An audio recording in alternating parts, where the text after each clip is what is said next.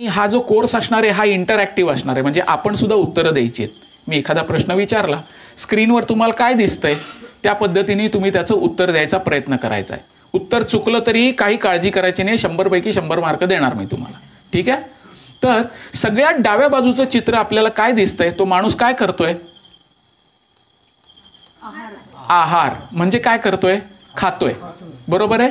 आणि त्याच्याच खाली एक पशु दाखवलाय. बरोबर आहे. तो पशु काय करतोय? आहारच करतोय. बरोबर आहे.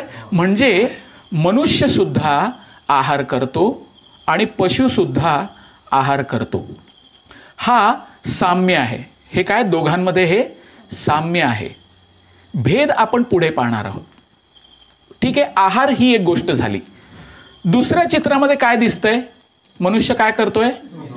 झोपलाय. आणि खालच्या चित्रामध्ये मांजर काय करतंय? मांजरही झोपलंय. छान. दोघेही सुखाने झोपलेत, दोघेही स्वप्न बघतायत शांतपणे. हा, हे पण एक साम्य पशुमध्ये पण आहे आणि माणसामध्ये पण आहे. तिसऱ्या चित्रामध्ये काय दिसतंय? हे मी मोठं करतो थोडं चित्र तुम्हाला. हा माणूस काय करतोय? संरक्षण करण्याचा प्रयत्न करतोय, कारण त्याला भय आहे. बरोबर आहे. त्याला भय आहे म्हणून त्यांनी बंदूक हातात धरली आहे की कोण जर आलं माझ्यावर हल्ला करायला तर मी त्याला गोळी मारीन किंवा माझं संरक्षण करीन. मारणार सुद्धा नाही, नुसती बंदूक दाखवली तरी माझं संरक्षण होऊ शकतं. आता याच खालच्या चित्रामध्ये बघा, हत्ती सिंहावर चाल केलेली. सिंहाला भय आहे, मग सिंह आपल्या पद्धतीने संरक्षण करण्याचा प्रयत्न करतोय. हे पण एक साम्य माणसामध्ये आहे. 3 साम्य बघितली आतापर्यंत आपण. आहार बघितला, निद्रा बघितली म्हणजे झोप घेणे, आणि तिसरं काय बघितलं? भय किंवा संरक्षण करणे. प्राणी सुद्धा आपापल्या परीने स्वतःचं संरक्षण करण्याचा प्रयत्न करत असतात. आपल्या सगळ्यांना मान्य आहे. आणि मनुष्य सुद्धा आपल्या परीने संरक्षण करण्याचा प्रयत्न करत असतो. जर मनुष्य संरक्षण करत नसता स्वतःचं तर त्यांनी घर बांधलं नसतं ना, 4 भिंती बांधल्या नसत्या. बरोबर का नाही? तो ओपन राहिला असता, उघड्या माळरानावर राहिला असता. मग त्याच्याने तो संरक्षण करू शकला असता का? नाही. म्हणून तो काय करतो? झोपडी का होईना पण 4 भिंती तर बांधतोच बांधतो, जेणेकरून कुठला प्राणी आत येणार नाही, कुठला कीटक येऊन त्याला चावणार नाही किंवा काही त्रास होणार नाही. पाऊस पडला तर भिजणार नाही, ऊन आला तर गरम म्हणजे त्याला तापमान वाढणार नाही त्याचं, आणि थंडी जर वाढली तर त्याला कुडकुडायला होणार नाही. यासाठी तो काय करतो? नैसर्गिक गोष्टी, इतर जीवात्मा आणि इतर त्रास देणारे लोक यांच्यापासून स्वतःचं संरक्षण करण्याचा प्रयत्न करतोच करतो. मग याच पद्धतीने प्राण्यांची सुद्धा स्वतःची अशी संरक्षण प्रणाली असते, सिस्टीम असते. आता आपण पाहिलं असेल, खेडोपाडी दिसणारे कॉमन चित्र आहे की कोंबडीला भरपूर छोटी छोटी पिल्लं झालेली असतात. पण जेव्हा त्या पिल्लांना असं भय वाटतं तेव्हा कोंबडी काय करते? आपले पंख असे पसरते आणि आपल्या पंखाखाली त्या सगळ्या पिल्लांना घेते. पाहिलं हे दृश्य सगळ्यांनी? कॉमन दृश्य. किंवा कुत्र्यांनी जर पिल्लं घातली असतील, मांजरींनी पिल्लं घातली असतील, पक्ष्यांनी पिल्लं घातली असतील तर त्यातला एक पक्षी तिथे बसून राहतो आणि दुसरा पक्षी जाऊन दाणा घेऊन येतो. अशा पद्धतीने रिलिव्हर सिस्टीमवर त्यांचं संरक्षण करण्याचं काम पण चालू असतं. तर हेही साम्य पशूंमध्ये पण आहे, मनुष्यामध्ये पण आहे. तिसरा पॉइंट बघू. हा बघा, तिसरा पॉइंट काय सांगतो आपल्याला? अपत्य जन्माला घालणे म्हणजे मुलांचं प्रजोत्पादन करणे. मुलांना आपण जन्म देतो. बरोबर आहे. आणि थोडक्यामध्ये काय, ह्या चित्रात आपण पाहतोय एक वडील आहेत, त्यांच्याबरोबर त्यांची 2 मुलं आहेत आणि त्यांची पत्नी, जे काय आहे ते. आणि खालच्या चित्रात आपण काय पाहतो? 2 पक्षी आहेत, 2 कबुतरं दिसत आहेत आपल्याला. म्हणजे प्रजोत्पादन करणे, मुलांना जन्म देणे, ही गोष्ट सुद्धा प्राण्यांमध्येही कॉमन आहे आणि मनुष्यामध्ये पण कॉमन आहे का नाही? पटलं का तुम्हाला हे सगळ्यांना? मग आपल्यात आणि पशुमध्ये फरक काय आहे? 4ही गोष्टी आपण करतो आणि 4ही गोष्टी पशु पण करतात. मग मनुष्य जन्म मिळून विशेष असं काय प्राप्त झालं आपल्याला? कोणाला हा प्रश्न पडला नाही का? हा पडायला पाहिजे ना प्रश्न. आता तुम्ही काय उत्तर द्याल की मनुष्याकडे अशी कोणती विशेष गोष्ट आहे की जेणेकरून तो या सगळ्यांपेक्षा श्रेष्ठ आहे? बुद्धी. बघा परत एकदा विचार करा.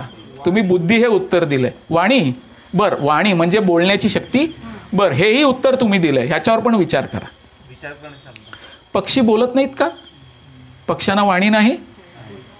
पक्ष्यांना बुद्धी नाही का? मांजराला बरोबर कळतं कुठल्या वेळेस घरातली बाई बाहेर जाते. ते बरोबर खिडकीतनं येतं आणि दूध पिऊन जातं. आहे का नाही? मग आपण जी उत्तरं दिली ती योग्य आहेत का? थोडा अजून विचार करा. थोडा अजून विचार करा. आपल्यामध्ये आणि पशूंमध्ये काय फरक आहे?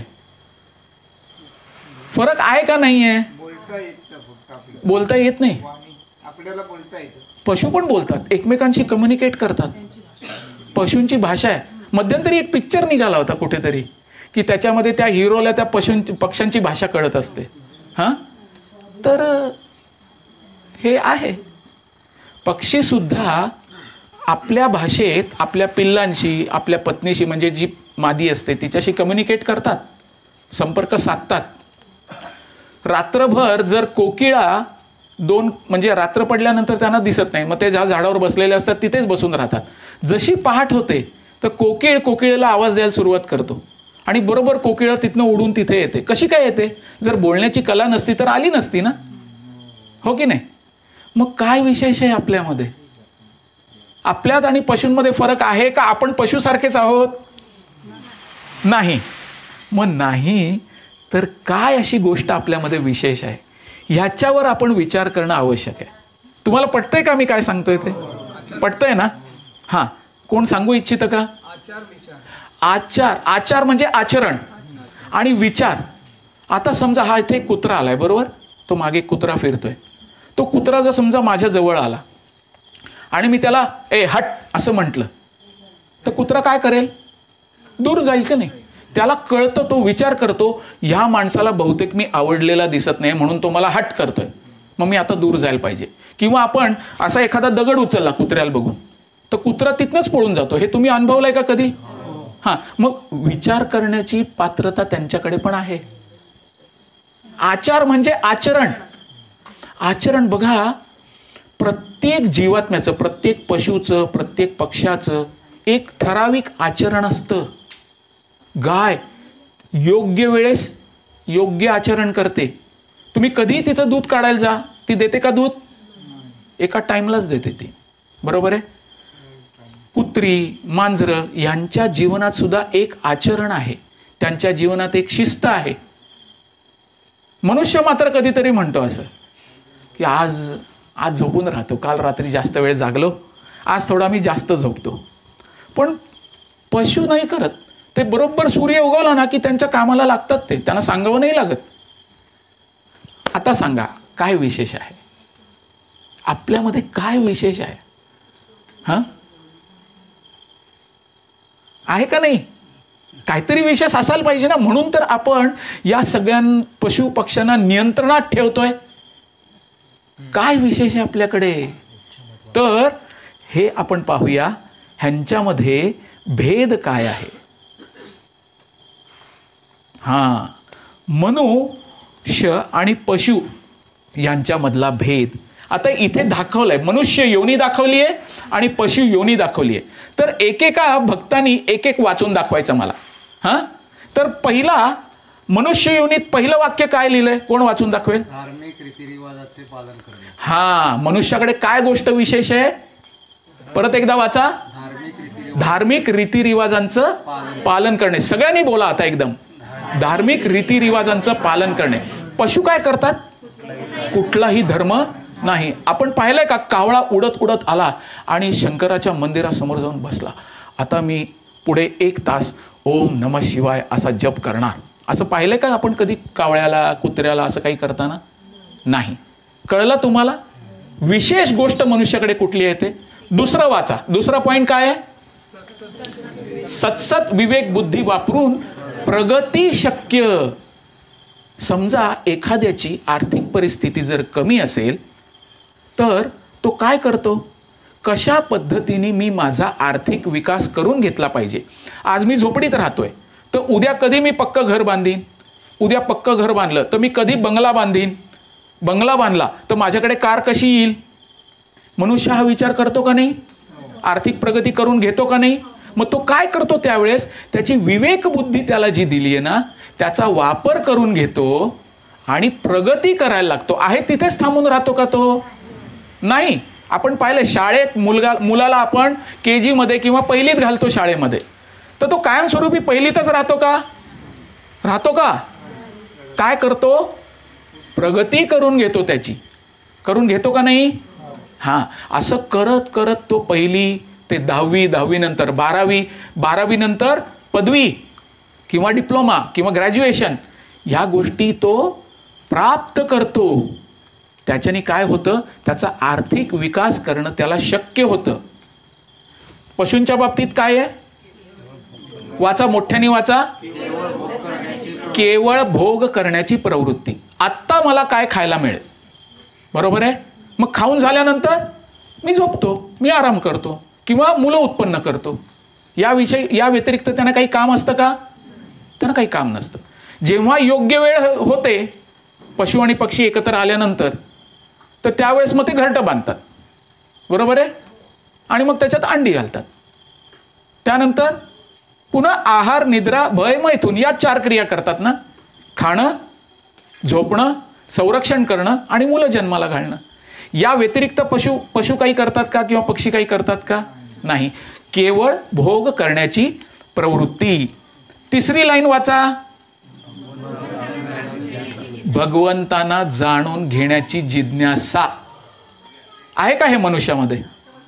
आहे ना? म्हणून तर तुम्ही इथे आहात सगळेजण, बरोबर का नाही? भगवंतांना जाणून घेण्याची जिज्ञासा हे मनुष्याकडे असलेला विशेष गुण आहे. आणि पशूंच्या बाबतीत काय आहे? हां, केवळ मी माझ्या शरीराचं संरक्षण कसं करीन ह्याची चिंता असते त्यांना. कोण माझ्यावर हल्ला करेल का? कोण मला खाऊन टाकेल का?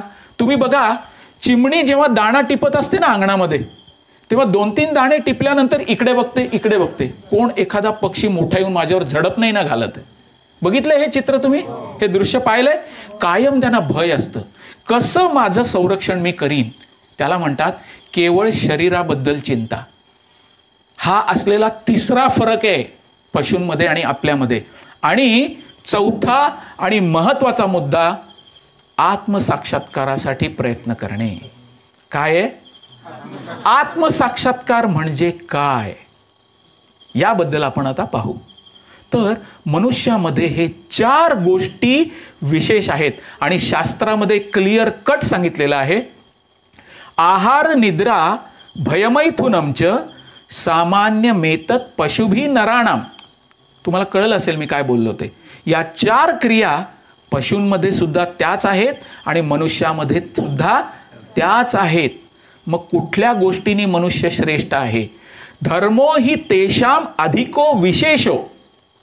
धार्मिक रीतिरिवाजांचं पालन करणे हे केवळ मनुष्य शरीरात शक्य आहे. इतर कुठल्याही शरीरात हे शक्य आहे का? नाही. धर्मो हि तेषाम अधिको विशेषो धर्मेण विहीना पशुभी समानाम. जीवनातलं जर धर्म काढून टाकला आपल्या, तर आपण आणि पशु यामध्ये काही भेद राहील का? काहीही नाही. केवळ ह्या एकाच गोष्टीमुळे मनुष्य हा पशु, पक्षी, कृमी, कीटक, प्राणी, वनस्पती या सगळ्या 84 लक्ष योनीमध्ये केवळ मनुष्य योनी ही एवढी महत्वाची आहे की ती या सर्व गोष्टींचं पालन करू शकते ज्या आपल्याला दिसत आहेत. क्लिअर झालं तुम्हाला? आपल्यातला आणि पशुतला फरक क्लिअर झाला? कोणाला कळलं नाही विचारून घ्या आत्ताच, किंवा कोणाला शंका आहे? कारण का, माझी अशी इच्छा आहे जेव्हा आपण इथनं परत जाल आपल्या घरी, तेव्हा काही ना काहीतरी महत्वाचा संदेश घेऊन तुम्ही घरी जायला पाहिजे. शाळेत मनुष्य कशासाठी जातो? मूल शाळेत कशासाठी जातं? घरी टाइमपास होत नाही, आई वडिलांकडे पैसे जास्त झाले म्हणून शाळेत जातो का? कशासाठी शाळेत जातो आपण? शिकण्यासाठी शाळेत जातो, बरोबर आहे? मग इथे आपण कशासाठी आलोय? काही ना काहीतरी शिकण्यासाठी आलोय, ज्याला ट्रान्संडेंटल म्हणजे दिव्य गोष्ट शिकण्यासाठी आलोय आपण. ही गोष्ट शाळेत शिकवली जात नाही. शाळेत शिकवली गेली होती का ही गोष्ट? नाही. तर विशेष गोष्ट शिकण्यासाठी, भगवद्गीतेचा संदेश शिकण्यासाठी आपण इथे आलोय. त्यामुळे जर कोणाला कळलं नसेल तर आत्ताच विचारा. ही स्लाइड क्लिअर आहे तुम्हाला? ह्याच्यात दाखवलेली चित्र क्लिअर आहेत? मागची स्लाइड परत एकदा दाखवतो तुम्हाला. या चारही गोष्टी पशूंमध्ये सुद्धा आहेत, आपल्यामध्ये सुद्धा आहेत. पण भेद काय आहे? भेद पुन्हा एकदा वाचून घ्या. काय आहे? सगळ्यांनी एका वेळेस वाचूया. पॉइंट नंबर 1, धार्मिक रीतिरिवाजांचं पालन करणे. 2, सद्विवेक बुद्धी वापरून प्रगती शक्य. येस. 3, पॉइंट नंबर 4, आत्मसाक्षात्कारासाठी प्रयत्न करणे. लक्षात राहील आपल्याला? लक्षात ठेवण्याचा प्रयत्न करा. काय करूया आपण सगळ्यांनी? प्रयत्न करूया की कसं लक्षात राहील माझ्या हे. पुढे जाऊया. जीवनातल्या वास्तविक समस्या कोणत्या? कुठल्या समस्या आहेत जीवनामध्ये? पहिल्या चित्रात काय दिसतंय? आर्थिक समस्या आहे का? आर्थिक समस्या आपल्याला सगळ्यांना आर्थिक समस्या आहे, बरोबर आहे? किती पैसे मिळाले तरी पुरतात का? नाही पुरत. घराची समस्या. आपण घर बांधतो उत्साहाने. काय करतो? उत्साहाने घर बांधतो. केवढं मोठं घर बांधू शकतो आपण? जेवढा आपल्या पाकिटात दम आहे ना, कळलं ना, तेवढंच बांधू शकतो ना. त्याच्यापेक्षा जास्त तर बांधू शकत नाही. जेवढ्या पाकिटात ताकद आहे, आपल्या पैशाचं पाकिट जे आहे ना आपलं, त्याच्यात जेवढी ताकद आहे तेवढंच घर बांधू शकतो का नाही? ही झाली दुसरी समस्या. तिसरी काय? खाली काय दिलंय? मुलांचं लग्न. बापरे, जे वडील आहेत किंवा आई आहेत या स्तरावर जे आहेत त्यांना हा प्रॉब्लेम असतो. काय असतो? मुलांचं लग्न कसं करायचं. मुलं फक्त म्हणतात बाई बाबा आमचं लग्न करून द्या, पण ते करून कसं द्यायचं हा एक मोठा प्रॉब्लेम असतो. आणि तिसरा, चौथा, शाळेची फी. आजकाल शाळेची फी किती आहे माहिती आहे का तुम्हाला? प्रायव्हेट स्कूलमध्ये जर मुलाला दाखल करायचं झालं तर वर्षाची फी किती आहे? कोण अंदाज बांधू शकेल? 1 लाख कमीत कमी. कमीत कमी. मुद्दामून हा शब्द वापरला मी. तुम्ही जशा मोठ्या शाळांमध्ये, जर तुम्ही महाबळेश्वरला गेलात, पाचगणी वगैरे या ठिकाणी, तर पाचगणीमध्ये रेसिडेन्शियल स्कूल्स आहेत. तिथे 5-5 लाख फी आहेत. 5 स्टार स्कूल आहेत एकदम. प्रत्येक मुलाला लॅपटॉप, एअर कंडिशन रूम, त्याला जे खायला पाहिजे ते, त्याचे शाळेचे सगळे युनिफॉर्म, त्याची इस्त्री करून देणं, ते कपडे वॉशिंग मशीनमध्ये धुणं, हे सगळं शाळा करते. पण पैसे किती द्यावे लागतात? 5 लाख रुपये. आपल्यापैकी किती जणांना परवडेल? किती जणांना परवडेल? नाही परवडत. आमच्या काळी तर एज्युकेशन फ्री असायचं, शिक्षण फ्री, आणि तेवढंच नाही तर त्याच्याबरोबर धान्य पण मिळायचं. पण त्याच्यासाठी काय करायला लागायचं? सरकारी शाळेत जायला लागायचं. तर आता इथे एक व्यक्ती दाखवली आणि चौथी एक 5वी समस्या दाखवली बघा खाली. काय लिहिलंय? गाडीची समस्या. आज माझ्याकडे सायकल आहे, उद्या माझ्याकडे ॲक्टिवा कशी येईल? आता ॲक्टिवा तर आली, आता माझ्याकडे कार कशी येईल? मग कार तर आली, मग अजून महागडी कार कशी येईल? तर असे प्रश्न लोकांना भेडसावत असतात. पण इथे वरच्या चित्रामध्ये एक माणूस दाखवलाय बघा, आणि त्याच्या समोर एक प्रश्नचिन्ह दाखवलंय, आणि त्याच्या खाली एक शब्द लिहिलाय, सापेक्षता.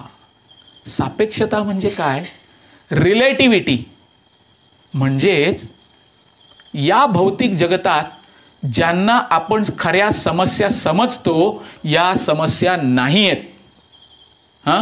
ज्याच्याकडे बंगला आहे ना, त्याला घराची समस्या आहे का हो? ज्याच्याकडे बंगला आहे त्याला घराची समस्या आहे का? नाही आहे. झोपडीत आहे त्याला समस्या आहे. आता ज्याच्याकडे बँकेमध्ये करोडो रुपये आहेत त्याला पैशाची काही समस्या आहे? ती आपल्यासारख्या नाही. मग ही खरी समस्या आहे का? कोणासाठी तर ती समस्या नाही आहे आणि कोणासाठी ती समस्या आहे. आता मुलांचे लग्न, करोडपती लोक जे आहेत ते म्हणतात कुठला हॉल बुक करायचा आहे सांगा, आठवडाभर सगळ्यांना गाव जेवण घालू. त्यांना प्रॉब्लेम आहे का मुलांचं लग्न करून द्यायला? आपल्यासारख्यांना प्रॉब्लेम आहे. मग ही आपली समस्या आहे, मग ही खरी समस्या नाही. काय? ज्यांच्याकडे हेलिकॉप्टर आहे, ज्यांच्याकडे स्वतःची हेलिकॉप्टर, स्वतःची विमानं आहेत, त्यांना गाडीची समस्या हा प्रकार आहे का? नाही, आपल्यासारख्या नाही. म्हणून इथे हा शब्द वापरलाय सापेक्षता.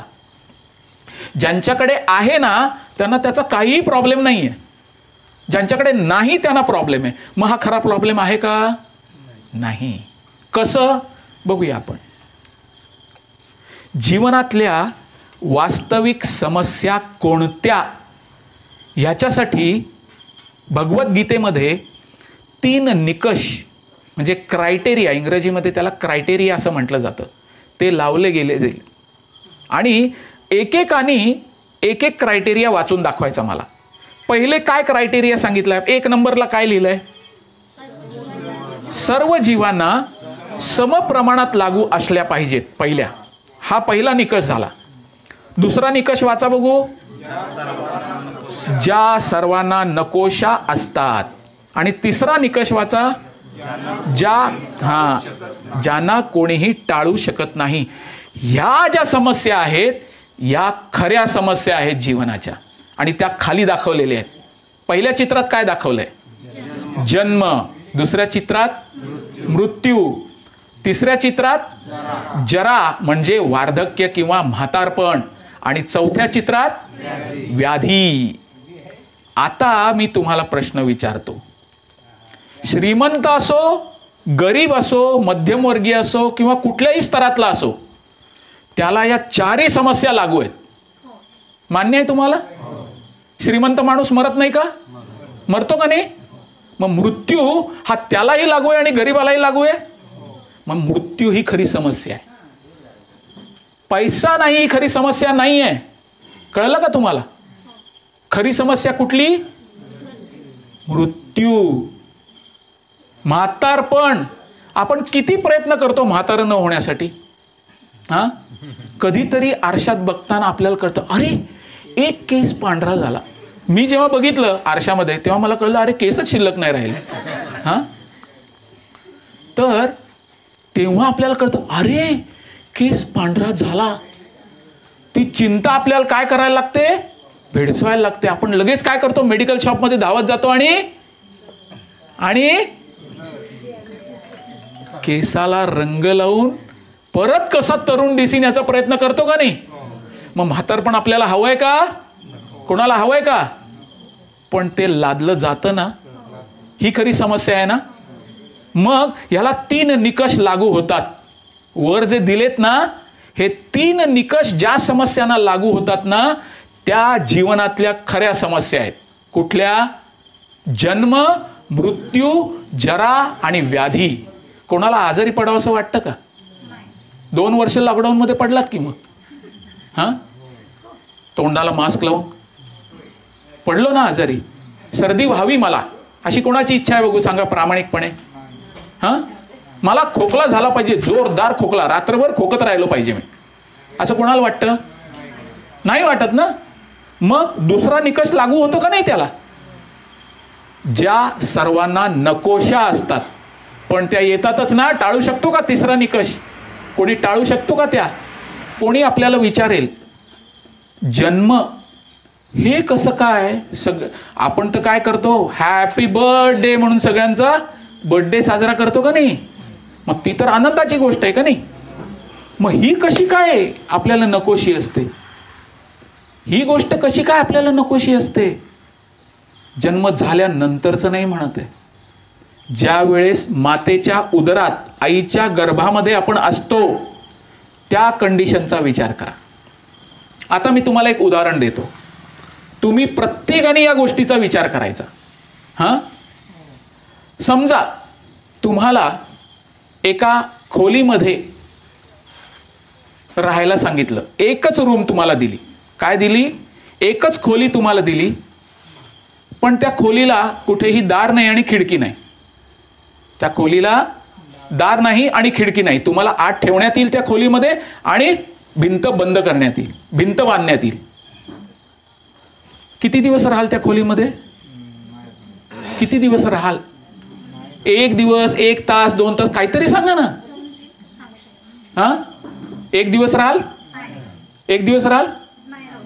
नाही. काही तास? 1 तासभर राहाल? 1 तास राहू शकाल का त्या खोलीत? हो का नाही? हा, 5 मिनिटही थांबणार नाही. लक्षात ठेवा तुम्ही काय सांगितलंय ते. आईच्या उदरामध्ये किती टाइम काढतो माहिती का आपण? किती महिने काढतो? बर, ठीक आहे. तुम्हाला त्या खोलीमध्ये ठेवण्यात आलं, ठीक आहे. एक खिडकी पण दिली, ओके, एक खिडकी दिली आणि असं सांगितलं त्या खिडकीतनं तुम्हाला जे पाहिजे ते अन्न मिळेल. आता सांगा किती टाइम राहाल?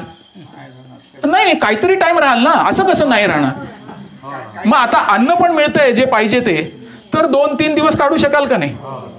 काय म्हणजे खरं उत्तर द्या. अगोदर नाही नाही नाही म्हणून सांगू नका.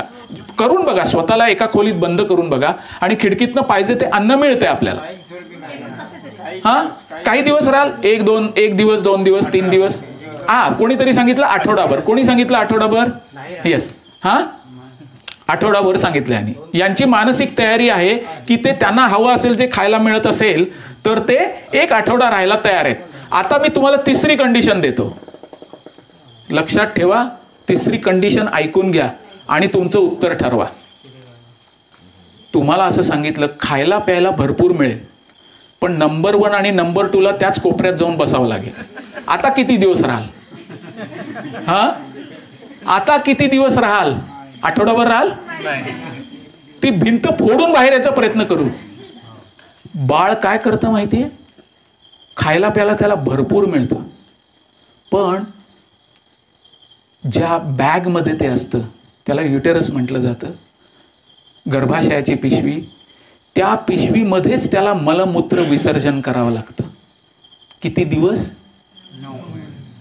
तुम्ही किती सहन कराल?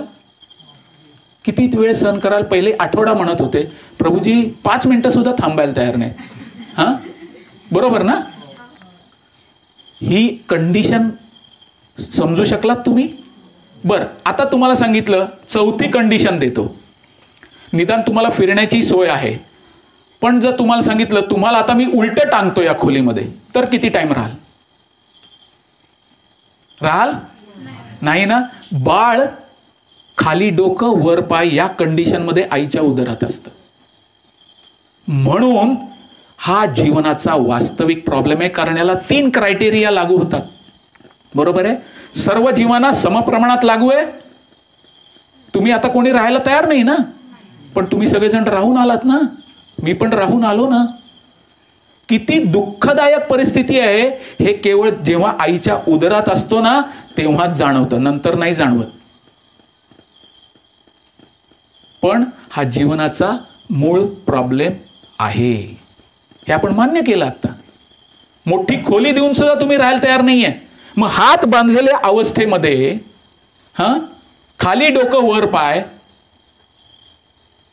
त्यात जिथे थांबलोय तिथेच मलमूत्र विसर्जन करायचं आहे का? ही चांगली कंडिशन आहे? कोण म्हणेल का हे ऐकल्यानंतर हॅपी बर्थडे करायची इच्छा किती जणांची राहील? नाही राहणार. म्हणून भगवद्गीतेत सांगितलंय, इंद्रियार्थेषु वैराग्यम अनहंकार एवच जन्म मृत्यू जरा व्याधी दुःख दोषानुदर्शनम. या सगळ्या गोष्टी मनुष्याला केवळ दुःख आणि दुःखच देतात. आता पुढचा पॉइंट बघा, मृत्यू. कोण वाट बघतंय सांगा मला? भास मला आता मृत्यू आला पाहिजे बरं का. हा, किंवा 31 डिसेंबर 2021 ला आता मी ठरवलं, आता मला मृत्यू यायला पाहिजे. बाबा यमराज जिथे कुठे असशील तिथे तुझे दूत पाठवून दे मला आणि मला घेऊन जा. किती जण ही इच्छा करतात? हा, कोणी करत नाही ना, पण लादली मात्र जाते ना टाइम आल्यावर. हा, हे 3 निकष लागू होतात का नाही? सर्व जीवांना समप्रमाणात लागू आहे. प्रत्येक जो जन्माला आहे तो सगळा प्रत्येक व्यक्ती मरणार आहे. मान्य आहे आपल्याला? मान्य आहे का नाही? हा, या सर्वांना नकोशा असतात. कोणाला मृत्यू हवाय? हवासा कोणाला आहे? 3रा निकष टाळू शकता का? नाही टाळू शकत. या जीवनातल्या खऱ्या समस्या आहेत, या जीवनातल्या समस्या नाही आहेत. मान्य आहे तुम्हाला सगळ्यांना? पटलं का? कोणाला पटलं नाही त्यांनी प्रश्न विचारा. कोणाला पटलं नाही असं कोण आहे का? कोणी नाही ना? सगळ्यांना पटलं, छाती ठोकपणे पटलं. क्लिअर? पुढे जायचं. व्याधी आपण पाहिलं, आजारी पडायचंय. हा मनुष्य ठरवून आजारी पडलाय का? त्याचा पाय फ्रॅक्चर झाला. आता मी काय करतो, खड्डा दिसतोय ना, माझा पाय घालतोच त्याच्यात आणि तंगडं मोडून घेतो आणि प्लास्टर घालून मस्त बेडवर पडून आराम करतो. अशी कोण इच्छा करतं का हो? मग भोगावं लागतं ना त्याला. या चारही गोष्टी, तीनही गोष्टी ज्या क्रायटेरिया आहेत ना, 3 निकष पद्धती जीवनातल्या वास्तविक समस्या कोणत्या, हा जर प्रश्न तुम्हाला कोणी विचारला तर तुम्ही काय उत्तर द्याल आता? काय उत्तर द्याल? जन्म, मृत्यू, जरा आणि व्याधी. या 4 गोष्टी ह्या जीवनातल्या खऱ्या प्रॉब्लेम्स आहेत. याच्यावर उत्तर शोधायचा प्रयत्न करायचा आहे. काय करायचंय आपण? हे प्रॉब्लेम आहेत ना, या समस्या आहेत ना जीवनातल्या, मग ह्याच्यावर उत्तर शोधायचंय. काय केलं म्हणजे मी मृत्यू होणार नाही? काय केलं म्हणजे माझा वारंवार जन्म होणार नाही? काय केलं म्हणजे मला म्हातारपण येणार नाही? आणि काय केलं म्हणजे मला व्याधी होणार नाही? ह्याचं उत्तर शोधण्याचा प्रयत्न आपण सगळ्यांनी करायचा आहे. याला जीवनातल्या वास्तविक समस्या म्हणतात. आता जीवनातल्या वास्तविक समस्या ह्या कुठल्या मार्गाने आपल्याकडे पोचवल्या जातात या संदर्भात इथे दाखवलंय. 3 प्रकारचे ताप प्रत्येक व्यक्तीला भोगावे लागतात. पहिला प्रकारचा ताप जो लिहिलाय 1 नंबरच्या पुढे, काय लिहिलंय वाचा बघू. आधी भौतिक, त्याच्या खाली बाण दाखवून काय लिहिलंय?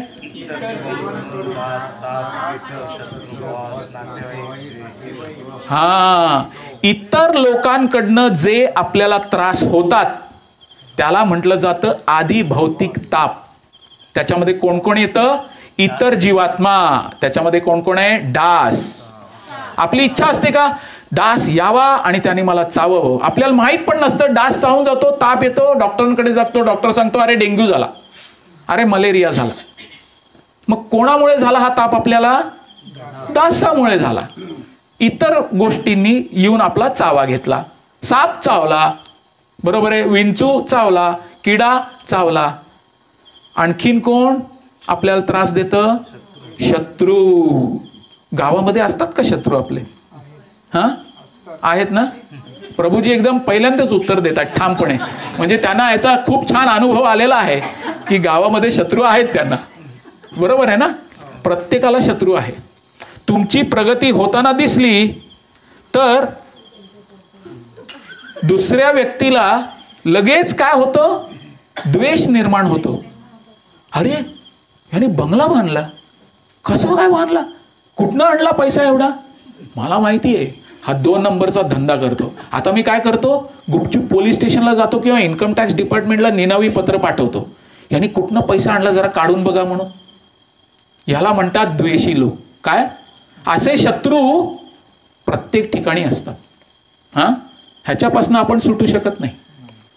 त्यानंतर बॉस असं लिहिलंय. जे नोकरी करतात ना त्यांना ह्याचा अनुभव चांगला येत असेल. कितीही काम करा, बॉस कधी संतुष्ट होतच नाही. बॉस कधी संतुष्ट होतच नाही. किती चांगलं काम करून दाखवलं, हे काय केलंय जरा नीट कर, असं तो सारखा आपल्याला बोलून दाखवतो. नातेवाईक. आता तुम्ही म्हणाल नातेवाईक कसे काय?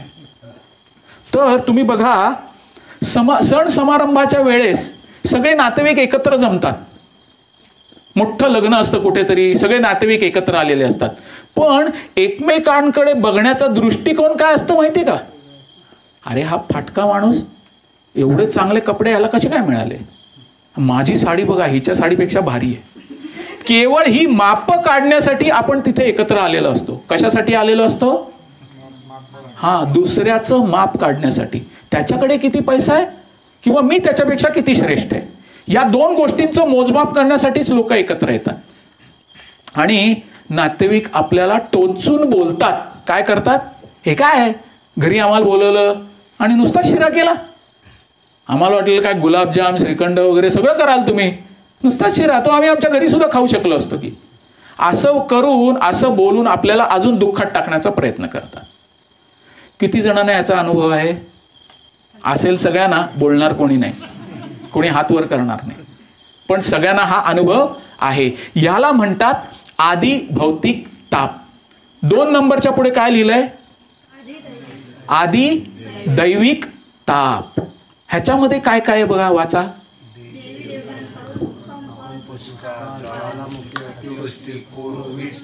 हा, या सगळ्या गोष्टी आहेत ना, हा आपल्या गावातला शत्रू नाही आणत बरं का.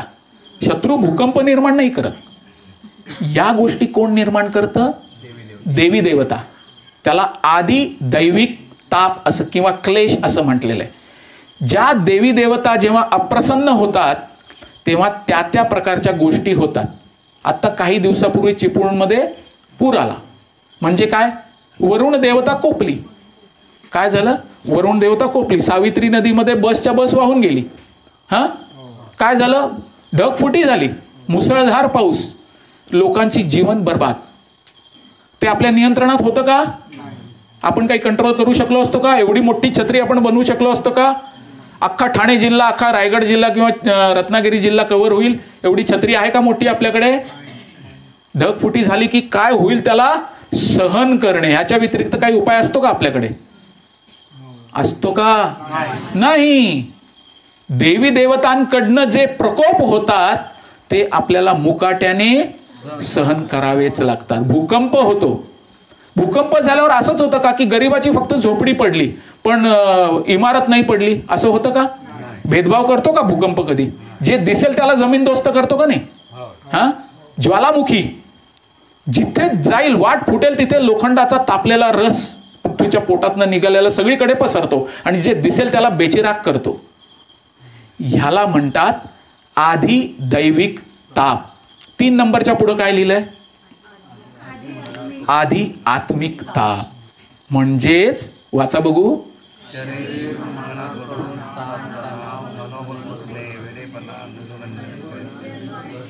हा, काय काय पॉइंट दिलेत ते लक्षात ठेवा. आपलं शरीर आणि आपलं मन आपल्याला खूप त्रास देत असतं. आता तुम्ही म्हणाल शरीर तर मला खूप आवडतं, मी दररोज 1 तास कमीत कमी आरशासमोर उभा असतो, बरोबर का नाही? हा, दिसला आरसा की लगेच बघतो, केस ठीक करण्याचा प्रयत्न करतो. माझं शरीर मला खूप आवडतं. पण नाही, आपलं शरीर आपल्याला खूप त्रास देतं. आपलं मन आपल्याला खूप त्रास देतं. कसं? मायकेल जॅक्सन तुम्हाला माहिती आहे? हा, जगप्रसिद्ध नृत्य करणारा. त्याचं नाक वाकडं होतं. त्याचं नाक वाकडं नाक सरळ करण्यासाठी त्यांनी 11 वेळा त्याच्यावर सर्जरी केली. ऑपरेशन करून ते नाक सरळ करण्याचा प्रयत्न केला. का? त्याच्या नाकाने त्याला एवढा त्रास दिला. तो म्हणला हे नाक वाकडं का दिलं देवानी मला? हा, म्हणून त्यांनी केवळ ते नाक सरळ करण्यासाठी 11 वेळा सर्जरी केली त्या नाकावर. आपलं मन आपल्याला त्रास देतं. कशा पद्धतीने? इथे पॉइंट दिलाय बघा. टेन्शन, ताणतणाव होतो का आपल्याला? टेन्शन, काय करू काय करू काय करू होते ना. अशी कंडिशन कधीतरी आपली सुचतच नाही, गोंधळून गेलोय. ताणतणाव, मनोबल खचणं. आपल्यात असते ताकद पण आपलं मनोबल खचून गेलेलं असतं. आपण हताशून असे बसलेलो असतो. आता काय करू मी, आता काय करू मी, हे आपलं मन आपल्याला असा त्रास देत असतं. आणि वेडेपणा हा मनाचा रोग आहे. वेडेपणा हा मनाचा रोग आहे. मग जी माणसं वेडी असतात त्यांच्या मनाने त्यांना त्रास दिलेला असतो, म्हणून ती वेडी झालेली असतात. मान्य आहे आपल्या सगळ्यांना? तर हे जीवनातल्या ज्या समस्या आहेत, हे ताप आपल्याला बाहेरच्या गोष्टींकडनं प्राप्त होतात आणि आदि आत्मिक आपल्याला शरीरातनं प्राप्त होतात. प्राप्त म्हणजे आपल्यावर लादले जातात. क्लिअर आहे तुम्हाला सगळ्यांना? हा पॉइंट क्लिअर आहे? मुद्दा क्लिअर आहे? काही प्रश्न आहे कोणाचा ह्याच्यामध्ये? नाही? पुढे जायचं? पुढचा पॉइंट बघू.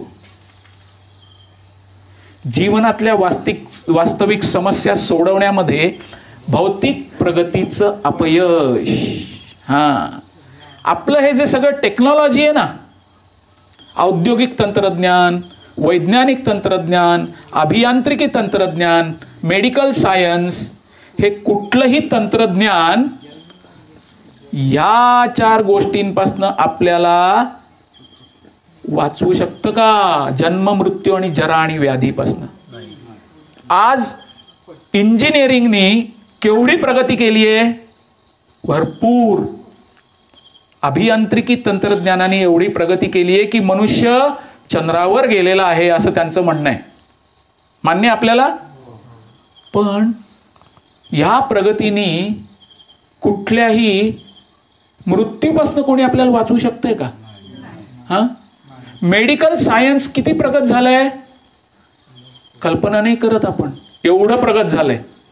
मग असं असून सुद्धा best hospital, best doctor, best पैसा आणि बेस्ट औषध मृत्यूपासून वाचू शकतं का आपल्याला? मग ही लोक किंवा ह्या टेक्नॉलॉजी ज्या आहेत, या तंत्रज्ञानाचा वापर करून या समस्यांपासून आपण सुटू शकतो का? विचार करण्यासारखी गोष्ट आहे ना, आहे का नाही? काय वाटतं तुम्हाला? माझ्याकडे प्रचंड पैसा आहे. आपल्यातला एक असा एक आहे व्यक्ती जो खूप मोठा पैसेवाला आहे आणि तो दर महिन्याला परदेशी जातो आणि संपूर्ण शरीराचं रक्त बदलून घेतो आणि पुन्हा येतो. पण हे त्याला दर महिन्याला करावं लागतं. तो का करू शकतो? पैसा आहे म्हणून करू शकतो. पण त्याचा मृत्यू ज्या दिवशी लिहिलाय ना, तो दिवस तो थांबवू शकतो का? नाही थांबवू शकत. किती आटापिटा करू दे जीवाचा, पैसा कामी येणार आहे का? नाही येणार. का टेक्नॉलॉजी कामी येणार आहे का? नाही कामी येणार. मग असं जर असतं टेक्नॉलॉजी, तंत्रज्ञान हे कामी येत असतं तर आपण डॉक्टरांना सांगितलं असतं, डॉक्टर बघा ना, माझा नातेवाईक आत्ताच मेलाय, मग मी असं करतो, एक 5 कोटी रुपयांची व्यवस्था करतो, असं एखादं इंजेक्शन आणा आणि त्याला द्या की जेणेकरून तो जिवंत होईल. परत होईल का? परत होईल का? किती जणांना याची खात्री आहे?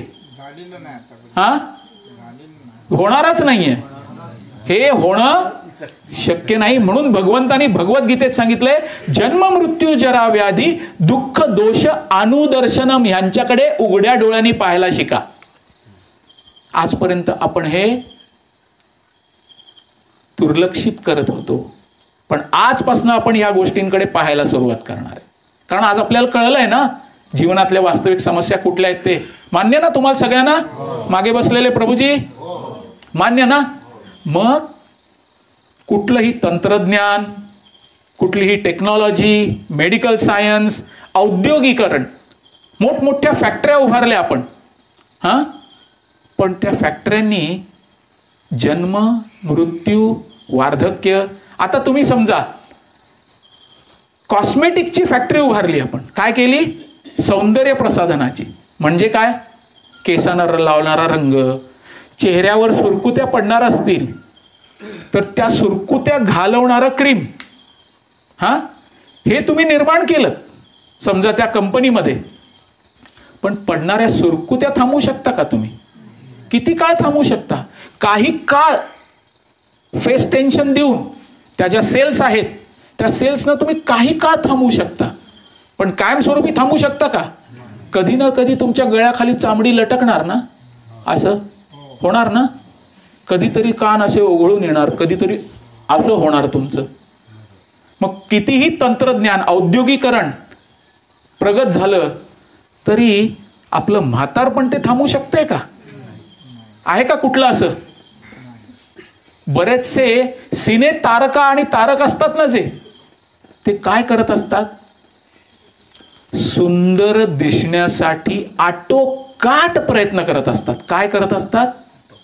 आटोकाट प्रयत्न. आपण आपलं एक चांगलं आहे, आपण जे सर्वसाधारण आहोत ना, यांचं एक गोष्ट चांगली आहे. काय चांगली? आपल्या सगळ्यांना माहिती आहे कधीतरी मी म्हणजे म्हातारा होणारच आहे. आपण थोडंफार करू, काहीतरी थोडाफार रंग लावू कधीतरी. हा, कुठेतरी लग्नाला जायचं म्हटलं थोडेसे केस काळे करू. ते काय करतात? केस दररोज वाढतात, ते दररोज रंग लावायला लागतो, दररोज सुरकुत्या पडतात, ते दररोज आपल्या चेहऱ्यावर वेगवेगळी लोशन्स, वेगवेगळे फेशियल्स करत असतात. का माहितीये का? त्यांचं जर भेसूर रूप आपल्या समोर आलं ना तर आपण त्यांना टाकून देऊ. काय करू? एखाद्या व्यक्तीला एखादा हिरो आवडत असतो किंवा एखादी हिरोईन आवडत असते, कुठपर्यंत? जोपर्यंत त्याचं चांगलं चित्र त्याला दिसत असतं तोपर्यंत. एकदा घरी जाऊन बघा त्यांच्या, बिना मेकअपचा. खरी गोष्ट आहे हीच वास्तविक सत्य आहे. म्हणून त्यांना सुंदर दिसण्यासाठी आटोकाट प्रयत्न करावा लागतो. ह्याची कल्पना आहे तुम्हाला सगळ्यांना? मग कुठलंही तंत्रज्ञान तुम्हाला म्हातारं होण्यापासून थांबवू शकत नाही, मृत्यूपासून वाचवू शकत नाही, पुन्हा जन्माला येण्यापासून थांबवू शकत नाही. आणि व्याधी, औषधाने किती प्रगती केली आहे, पण असं कुठलं औषध आहे का की व्याधी व्हायलाच नको?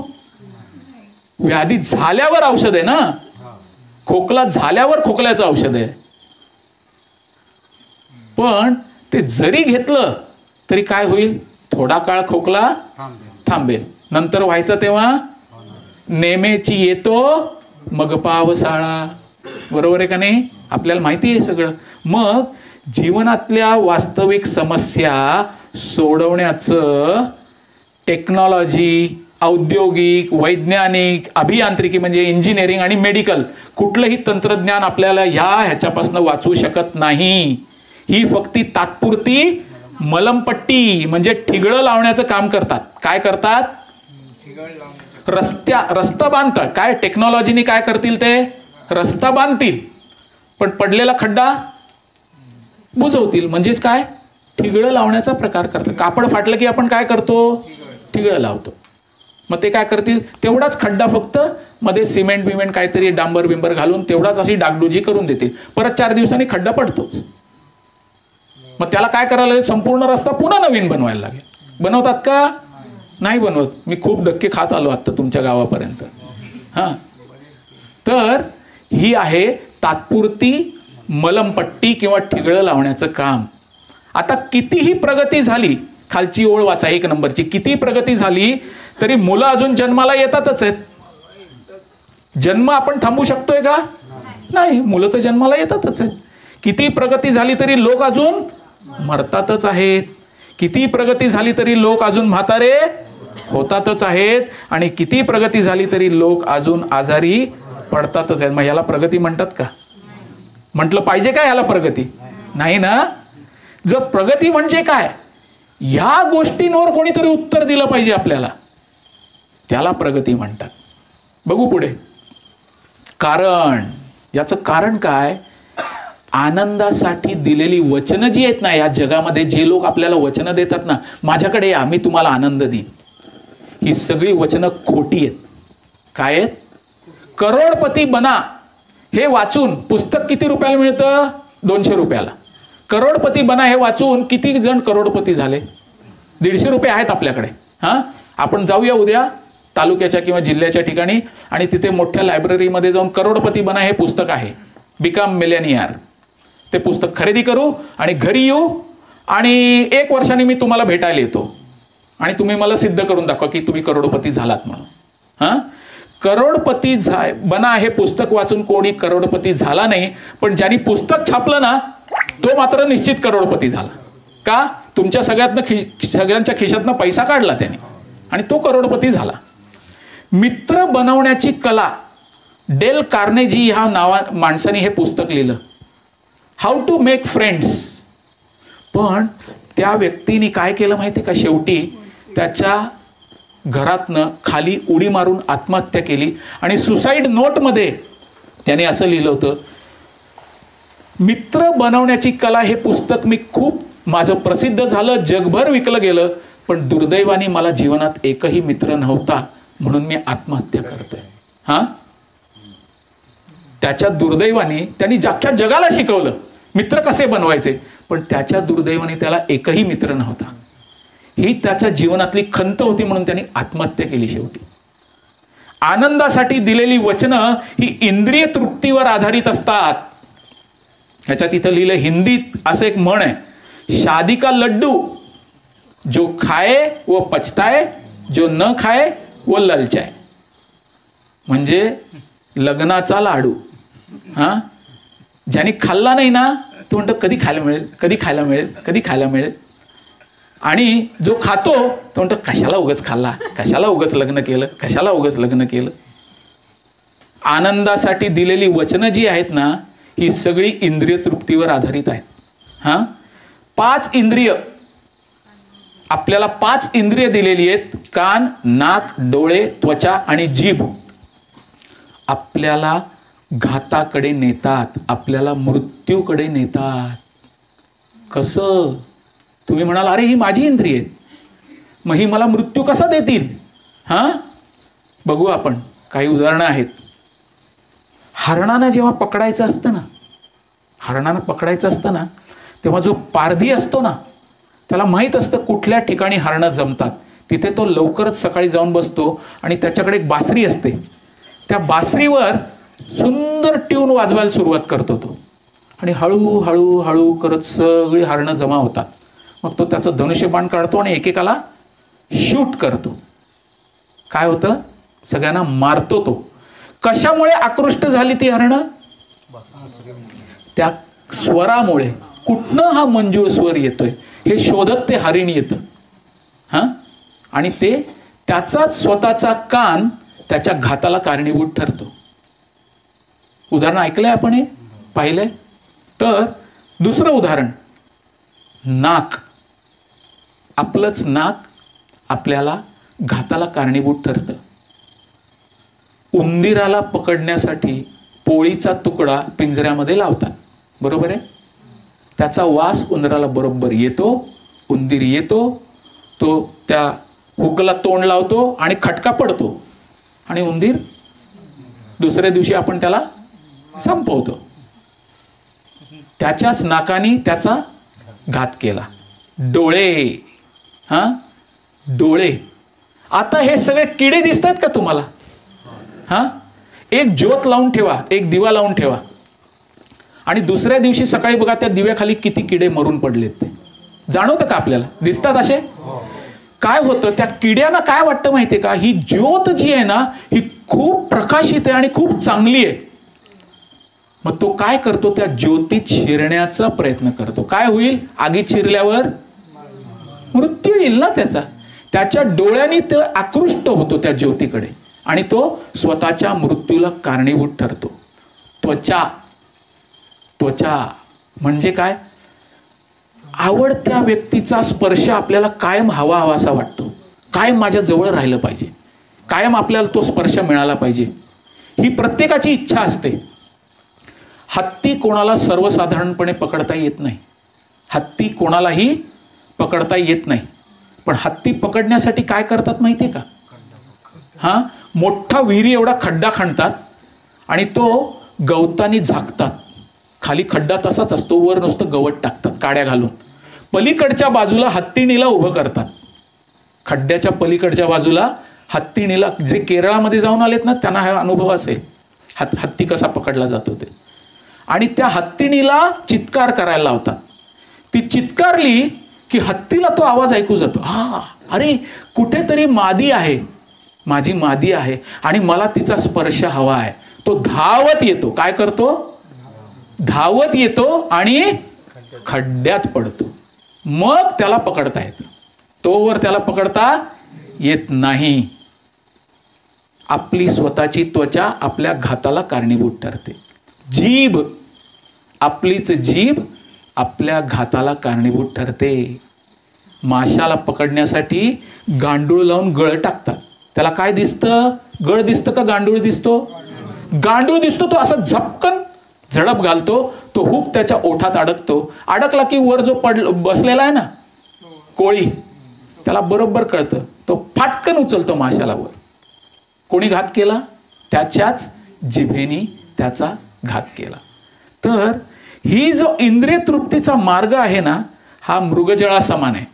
मृगजळ आपल्याला माहिती आहे कशासारखं असतं ते? उन्हाळ्यामध्ये कधी तुम्ही रस्त्यावरनं जाताना थोड्या अंतरावर असं हल्ल्यासारखं दिसतं, बघितलंय तुम्ही? त्याला इंग्रजीमध्ये कंडक्शन रेडिएशन असं म्हटलं जातं. लहरी दिसतात अशा उष्णतेच्या. किंवा दूर असं शेतामध्ये माळरान असेल तर असं हल्ल्यासारखं दिसतं उन्हाळ्याच्या दिवसामध्ये. त्याला मृगजळ म्हणतात. मृगमरीचिका संस्कृतमध्ये. म्हणजेच काय? तिथे पाणी नसतं, पण ते हल्ल्यावर पाणी आहे असं दिसतं. किती जणांनी पाहिलं हे? सगळ्यांनी अनुभव घेतला याचा? येस. म्हणजे तुम्हाला माहिती आहे तिथे वास्तविक पाणी नसतं.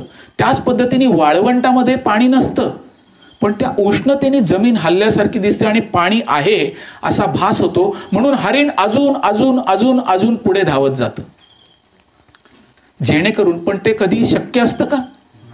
ते नुसतं हालत असतं, ते वास्तवात नसतं. त्याला मृगजळ म्हटलं जातं. थोड्याशा गवतासाठी गाढव काय करतं? दिवसभर काबाड कष्ट करतं. थोड्याशा गवतासाठी गाढव काय करतं? दिवसभर काबाड कष्ट करतं. दोन गाढवं एकमेकांना भेटतात. मी एक छोटीशी स्टोरी सांगतो तुम्हाला.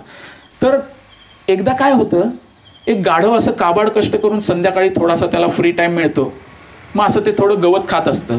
तिथे एक मोकाट गाढव येतं. विचारतं त्याला, काय रे, काय करतोयस? म्हणे, गवत खातोय.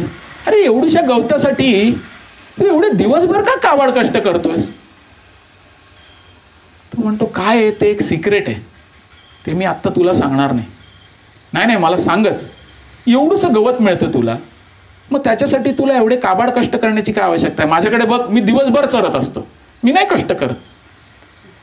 मग असं कुठलं कारण आहे की ज्याच्यासाठी तू एवढे काबाड कष्ट करतोयस? याच मालकाकडे थांबून राहिलायस, त्याला सोडून का देत नाहीस? तो दररोज सकाळी सगळ्या कपड्यांचे गठ्ठे तुझ्यावर घालतो, तुला नदीवर नेतो आणि सगळे कपडे धुतो तो, आणि संध्याकाळी येताना परत ते गठ्ठे तुझ्या पाठीवर घालतो आणि तुला वाहायला लावतो, किंवा विटा वाहायला लावतो, दगड वाहायला लावतो. एवढे काबाड कष्ट का करतोयस? ते गाढव काय म्हणतं माहिती आहे का? तुला माहित नाही, काल ना हा माणूस आहे ना त्याच्या मुलीला ओरडत होता, त्याच्या मुलीने काहीतरी चूक केली, आणि तो माणूस त्या मुलीला म्हणाला, पुन्हा जर ही चूक केलीस तर या गाढवाशी तुझं लग्न लावून दे. त्या एका आशेवर मी जगलो. तर थोड्याशा गवतासाठी हे दिवसभर काबाड कष्ट करत असतं. खरे आवश्यकता आहे का? नाही आहे. उंटाला हिरवा पाला किंवा कुठेही वाळवंटात मिळत नाही. वाळवंटात कुठली वनस्पती उगवते? निवडुंग उगवतो. फड्या निवडुंग, काटेरी निवडुंग, कॅक्टस टाईप जे असतात ना, तशा वनस्पती उगवतात वाळवंटामध्ये. आणि उंट काय बाबा, जे मिळालं ते खाऊन जगायचं. मग तो काय करतो? हा निवडुंग खायला सुरुवात करतो. त्याच्या काट्यांनी ना त्याची जीभ कापली जाते. काय होतं? त्याची जीभ कापली जाते आणि त्यातनं रक्त व्हायला सुरुवात होतं. पण ते रक्त त्याच निवडुंगामध्ये मिसळून जेव्हा तो गिळतो तो म्हणतो, अरे वा काय टेस्ट आहे. काय म्हणतो? अरे वा काय टेस्ट लागते. वास्तविक कशाची टेस्ट आहे ही? त्याचंच रक्त काट्याने त्याची जीभ फाडल्यामुळे तो खातो आणि म्हणतो, वा काय टेस्टी हा निवडुंग. कळलं? म्हणजे थोड्याशा इंद्रिय तृप्तीसाठी हे मृगजळा समान दिसत असतं आपल्याला. तर एका काय होतं, एक 25 पैशाची सर्कस नावाची एक स्टोरी आहे. एका गावात एक सर्कस येते. आपल्या परंपरेमध्ये भक्ती सिद्धांत सरस्वती ठाकूर यांनी जीवनातली ही वास्तविकता या गोष्टी रूपात आपल्याला सांगितली. तर त्यांनी काय सांगितलं की एका गावात एक सर्कस येते आणि जोर जोरात त्याची दवंडी पिटवली जाते. तुमच्यापैकी बऱ्याच लोकांनी सर्कस पाहिली आहे? हां, पाहिली. तर काय होतं, दिवसभर त्याची ती जीप असते ना, किंवा एक रिक्षा असते, त्याच्यात मायक्रोफोन लावून ते सगळीकडे पत्रकं वाटली जातात. ते मायक्रोफोन लावून तो दिवसभर ती रिक्षा हिंडते, सर्कस आहे, सर्कस आहे, सगळ्यांनी सर्कसला या, खूप चांगली सर्कस आहे, या देशाचे कलाकार, त्या देशाचे कलाकार, वगैरे वगैरे वगैरे. अशी ती सर्कस एका गावात येते आणि खूप ॲडव्हर्टाईज करते. सर्कस आहे, सगळ्यांनी या, सगळ्यांच्या मनात उत्सुकता. आणि सगळ्यात आकर्षणाची गोष्ट काय असते माहिती आहे का? खाली लिहिलेलं असतं, तिकीट फक्त 25 पैसे. सगळं, अरे 25 पैशात सर्कस, फक्त 25 पैशात सर्कस, वा आपण पाहायला गेलंच पाहिजे. मग प्रत्येक जण त्या सर्कशीच्या तंबू पुढे लाईन लावून उभा राहतो. मलाही सर्कस पाहिजे, मलाही ते सर्कस पाहिजे, मलाही तिकीट पाहिजे. पण त्या सर्कसची एक अट असते, एका वेळेस एकाच माणसाला आत सोडलं जाईल. काय केलं जाईल? एकाच माणसाला आत सोडलं जाईल. तो सर्कस पाहिल, दुसऱ्या दरवाज्यातनं बाहेर येईल आणि त्याची सर्कस पाहून झाली की दुसऱ्या माणसाला. सगळ्यांना एकदम आत सोडणार नाही. लोक म्हणतात ठीक आहे, टाइम लागला तरी चल. रात्रंदिवस तिथे लाईनीत उभी असतात. 25 पैशात, अरे कधी आयुष्यात बघायला मिळाली नाही सर्कस, 25 पैशात मिळते. सगळे जाऊन उभे असतात, रात्रभर तिथेच बसून अशा डुलक्या खात असतात. थोड्या वेळाने एक जो माणूस आत गेलेला असतो तो बाहेर येतो मागणं. सगळेजण त्याच्याकडे धावत जातात. काय रे, कशी होती सर्कस? कशी होती? तो म्हणतो काय सांगू, आयुष्यात अशी सर्कस बघितली नाही. इतका खुश होतो हालो मी, म्हणतो अशी सर्कस पाहिलीच नव्हती म्हणे मी कधी. त्यांनी लोकांची उत्सुकता अजून वाढते, तेव्हा मला पण पाहिजे, मला पण पाहिजे. आणि नंतर काय होतं, एक थोडा बुद्धिमान मनुष्य असतो, तो आत जातो. आत गेल्यानंतर त्याला आत टाकतात, 25 पैसे घेतात त्याच्याकडनं, त्याला आत ढकलून देतात तंबूमध्ये आणि दरवाजा बंद करून घेतात. आत गेल्यानंतर तो पाहतो तर सर्कस बिस्कर काही नसते तिथे. 4 पैलवान उभे असतात. ते पैलवान त्याला घेतात, चांगला तुडवून काढतात, पुढनं मागणं साईडनी बाजूनी सगळीकडनं त्याला चांगलं ठोकतात आणि म्हणतात 25 पैशात तुझ्या बापानी सर्कस दाखवली होती का रे? हां, चल निघ त्या दरवाज्यातनं बाहेर. मग तो त्या दरवाज्यातनं बाहेर येतो. बाहेर आल्यावर लोक काय रे कशी, अरे काय सर्कस होती. हां, हे आत्ता आपण हसतोय, हेच आपल्या जीवनात हीच सर्कस होत असते. दिवस रात्र आपल्याला या 3 ताप 4 व्याधी हे आपल्याला त्रास देत असतात.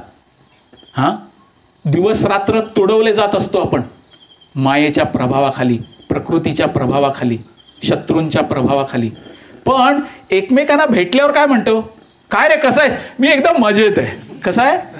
आपण काय बोलतो, काय कसं आहेस? हा, I am fine, how are you? असं विचारलं आपण काय म्हणतो, आय एम फाईन, मी एकदम खुश आहे, एकदम आनंदी आहे. दिवस रात्र तुडवला जातोय. हां, दिवस रात्र खोकल्याची, सर्दीची, हां, जी काही व्याधी झाल्या त्याची औषधं खाऊन कसं तरी जगण्याचा प्रयत्न करतोय. पण सर्कस एकदम बेस्ट आहे, बरोबर ना? आपल्या जीवनात आपण काय करतोय, हीच 25 पैशाची सर्कस दररोज पाहतोय. पण लोकांना काय सांगताना सांगतो, अरे एकदम खुश आहे, सगळं सुखसुविधा आहे माझ्या घरामध्ये. घरी खायला तुकडा नसेल, हां, घरी खायला कोण तुकडा पण टाकत नसेल आपल्या तोंडावर, पण बाहेर लोकांना सांगणार काय आपण, किती काळजी घेतात हो मुलं माझी, असं फुलासारखं ठेवतात आम्हाला. हां, बरोबर ना? मग आता ते कचरा पेटीतल्या निर्मात्यातल्या फुलासारखं ठेवतात का देवारातल्या फुलासारखं ठेवतात? हा प्रश्न खूप महत्वाचा आहे. त्यामुळे हे जे आहे ना इंद्रिय तृप्तीचा मार्ग, या जगात जो आपण इंद्रिय तृप्ती करण्याचा प्रयत्न करतो, हा मार्ग आपल्याला आनंद देत नाही. पुढे पाहू. मनुष्य जीवनाचं ध्येय काय? मनुष्य जीवनाचं ध्येय काय? पहिली ओळ वाचा. जीवनातल्या मूळ समस्यांवर उपाय शोधणे. कुठल्या मूळ समस्या? कुठल्या मूळ समस्या? जन्म, मृत्यू, जरा, व्याधी, ह्याच्यावर उपाय शोधला पाहिजे. हां, हे मनुष्य जीवनाचं ध्येय. दुसरा, सर्व त्रासातून कायमची सुटका. या सासूबाई आहेत ना, दिवस रात्र माझ्या खनपटीलाच उभे असतात. भाजी अशीच का केली, भाकरी अशीच का थापली, कुठली गोष्ट चांगली केली तरी यांना पटतच नाही. त्रास आहे प्रत्येक व्यक्तीला. हां, माझा मुलगा किती सांगा ऐकतच नाही. आणि मुलगा काय म्हणतो, बाबा किती खिटखिट करतात. हां, कायम हे कर, ते कर, ते कर, हे कर, हे नको करू, ते नको करू. सर्व त्रासातून कायमची सुटका कशी करून घ्यायची? आणि तिसरा, शाश्वत सुख, शांती आणि दिव्य आनंदाचा अनुभव. हे मनुष्याच्या जीवनाचं ध्येय असलं पाहिजे. या 3 गोष्टी लक्षात ठेवा. मनुष्य जीवनाचं ध्येय कुठल्या गोष्टींनी साध्य होतं? हां, आता पहिलं चित्र दाखवतो. हे पहिलं चित्र काय दाखवलं ह्याच्यामध्ये? आपली शास्त्र, आपले धर्मग्रंथ, आपली पुराणं, हां, ह्याच्यातनं आपल्याला ज्ञान प्राप्त होतं. जे ज्ञान प्राप्त करून आपण आपल्या जीवनाचं ध्येय प्राप्त करू शकतो. दुसरं म्हणजे आता पहिला पॉइंट वाचा. पॉइंट वाचा. धार्मिक रीतिरिवाजांचं पालन करणे आणि नवविधा भक्ती मार्गाचं पालन करणे, याच्यानी मनुष्याचं ध्येय प्राप्त होऊ शकतं. सतसत विवेक बुद्धी वापरून प्रगती करणे म्हणजे काय? शास्त्रांचा आधार घेणे. या सगळ्या गोष्टी ज्या मी तुम्हाला सांगतोय या मी बनवलेल्या नाही आहेत. या सगळ्या गोष्टी या भगवद्गीतेत सांगितलेल्या आहेत. हे मी मॅन्युफॅक्चर केलेलं नाहीये काही. हे आपल्या धर्मग्रंथांमध्ये दिलंय. तर ही भगवद्गीता आपल्या सगळ्यांकडे असली पाहिजे, कारण ह्याच्यात या सगळ्या गोष्टींची उत्तरं दिली आहेत. हे फार आवश्यक आहे. म्हणून इथे काय सांगितलंय? शास्त्रांचा आधार घेणे. बरोबर आहे ना?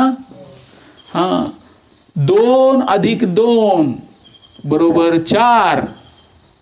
हे केजीतल्या मुलाला कळणार नाही, पण पहिलीतल्या मुलाला कळेल. कसं कळेल? त्याच्या पुस्तकात दिलेलं असतं. त्याच्या पुस्तकात दिलेलं असतं आणि त्याच्या समोर 4 सफरचंद ठेवलेली असतात. हे 1 सफरचंद, हे 2रं सफरचंद, हे 3रं सफरचंद, हे 4थं सफरचंद. 2 सफरचंद इकडे ठेवली, 2 सफरचंद इकडे ठेवली, दोन्ही एकत्र केली, किती झाली? मुलं उत्तर देतात. प्रभूजीने बरोबर उत्तर दिलं, 4. हे त्याला कशातनं कळतं? पुस्तकात वाचल्याने कळतं. मग त्याच पद्धतीने जीवन कसं जगायचं हे कशावरनं कळणार? या पुस्तकावरनं कळणार. ठीक आहे. शास्त्रांचा आधार घेणे, भगवंतांना जाणण्याची जिज्ञासा, भगवंतांना जाणून घेण्याची जिज्ञासा. का सांगितलंय म्हणून तिथे जाऊन टाळकं आपटून यायचं? असं करतो का आपण? हा, घरच्यांनी सांगितलं म्हणून मी काय करतो? बुद्धी वापरत नाही. सांगितलंय तिथे जाऊन टाळकं आपटून येतो. हा, इच्छा असो किंवा इच्छा नसो. असं जगतो का आपण?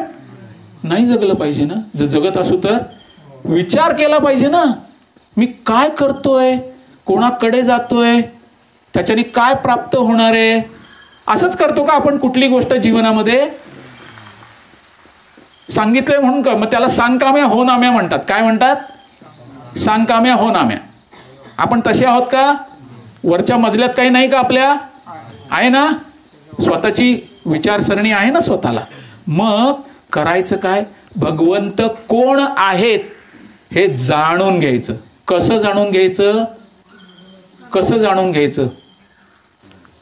तुम्हाला सोन्याचा दागिना खरेदी करायचा असेल, पण तुम्ही सोनं पाहिलंच नसेल कधी.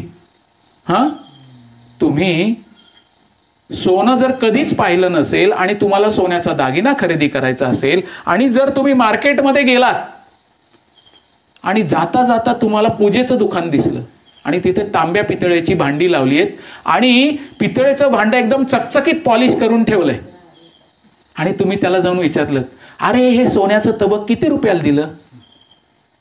काय होईल? काय होईल? हा, पितळेचं तबक आहे किंवा भांड आहे, चकचकीत पॉलिश करून तिथे ठेवलंय, आणि तुम्ही विचारत, अहो हे सोन्याचं भांड किती रुपयाला दिलं? काय होईल माहितीये का? दुकानदाराला लगेच कळेल मूर्ख आहे. काय कळेल? मूर्ख आहे. तो म्हणेल, साहेब आत या, आत या म्हणेल. हा, या या या, कोल्ड्रिंक वगैरे पाजेल आपल्याला. जास्त नाही, तुमच्यासाठी फक्त 2000 रुपयात देतो, असं म्हणेल तुम्हाला. का? तुम्हाला माहीतच नाही ना सोनं काय आहे ते. मग सोनं काय आहे हे माहीत करून घेण्याचे मार्ग आहेत ना. हा, हे माहीत करून घेण्याचे मार्ग आहेत. त्याच पद्धतीने भगवंत कोण आहेत हे माहीत करून घेण्याचे सुद्धा मार्ग आहेत. मग ते मार्ग पाहायचे, सिद्धांत लावायचा, तपासून बघायचं. सांगितलंय म्हणून करायचं नाही. काय सांगितलंय म्हणून फक्त करायचं नाही. आपला मेंदू वापरा ना, आपल्याला दिलाय मेंदू, बरोबर ना? मग तो वापरला पाहिजे आपण. भगवंत कोण आहेत हे जाणून घेतलं पाहिजे. आणि पुढच्या पॉइंटमध्ये आत्मसाक्षात्कारासाठी प्रयत्न करणे. कशा पद्धतीने मी या सगळ्या कचाट्यातनं सुटू शकेन याच्यासाठी प्रयत्न करणे. याला म्हणतात सुखाचा शोध. भगवंत अस्तित्वात आहेत का भगवंतांना जाणण्याची आवश्यकता आहे का? हे दोन मोठे प्रश्न, याचं उत्तर शोधण्याचा प्रयत्न करूया आपण. पहिलं, हा मुलगा बघा काय करतोय, छत्री घेऊन धावत चाललाय. एकदा काय होतं, एका गावामध्ये सलग 2-3 वर्ष पाऊस पडत नाही. दुष्काळ म्हणतो ना आपण, तशी परिस्थिती निर्माण होते. लोक खूप हवालदिल होऊन जातात. पाऊस पाडला तर जाऊ शकत नाही ना. भगवंतांनी इंद्रदेवाला जर आज्ञा दिली तर इंद्रदेव ढग पाठवणार, तर ते ढग पाऊस पाडणार.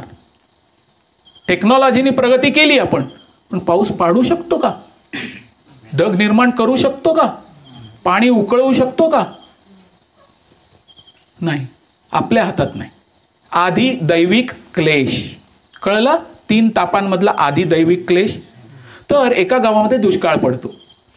तर दुष्काळ पडल्यानंतर कोणीतरी त्या गावामध्ये येऊन सांगतं, जर तुम्ही यज्ञ केलात, संकीर्तन यज्ञ केलात, तर तुमच्या गावामध्ये पाऊस पडू शकेल. कारण पूर्वीच्या काळी हीच प्रथा होती. मग ते सगळे लोक काय करतात, यज्ञ करण्यासाठी एकत्र जमतात. गावचा मोठा चौक, आता तुमच्या इथे सहाण आहे बरोबर ना, देव वगैरे काही येतात ते इथे थांबतात का नाही सगळे, हा सहाणेवर. तसे सगळे लोक एका ठिकाणी जमतात आणि यज्ञाची तयारी सुरू करतात. आणि सगळे गुरुजी वगैरे येतात, बसतात, मंत्र म्हणायला सुरुवात करतात, अग्नी समिधा घालतात, तूप घालतात आणि अग्नी प्रज्वलित करतात. आणि हे सगळं क्रिया चालू झालेली असते. तिथनं एक मुलगा छत्री घेऊन धावत धावत येताना दिसतो. हा मुलगा आहे ना तो, छत्री घेऊन. म्हणतो, काय रे, काय करतोयस? नाही, छत्री घेऊन धावत चल. अरे पण पाऊस कुठे आहे? 3 वर्ष झाली पाण्याचा थेंब नाहीये. तो म्हणतो, तुम्ही यज्ञ करताय ना, मग पाऊस डेफिनेटली येणार ना. मग पाऊस आल्यानंतर पावसापासून वाचवणार कोण? ह्याला म्हणतात कॉन्फिडन्स. काय म्हणतात? की यज्ञ करतोय ना, पाऊस निश्चित पडणार. हा कॉन्फिडन्स आपल्याला हृदयामध्ये विकसित करायचा आहे. काय करायचा आहे? हा कॉन्फिडन्स विकसित करायचा आहे. दुसऱ्या चित्रामध्ये बघा, किती जणांनी ही ऍक्टिव्हिटी केली आहे. माझ्या मते सगळ्यांनी ही ऍक्टिव्हिटी केलेली असते. त्या मुलाला असं धरून आपण उडवतो. मग ते मूल किंचाळतं का आनंदाने हसतं? सांगा बघू. काय करतं? आनंदाने हसतं ना, का किंचाळून रडायला लागतं? नाही. का माहितीये? त्या मुलाला कॉन्फिडन्स असतो की ज्याने मला उडवलंय ना, तो निश्चित झेलणार मला. असतो का नसतो? हा कॉन्फिडन्स असतो का नसतो त्याला?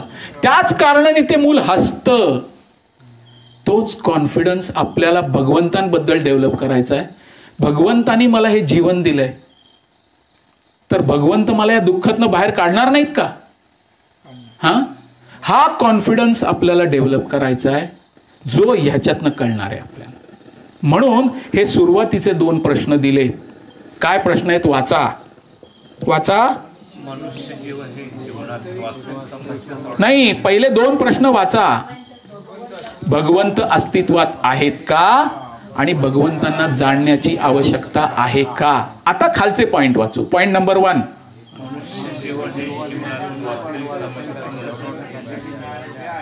दोन, 3,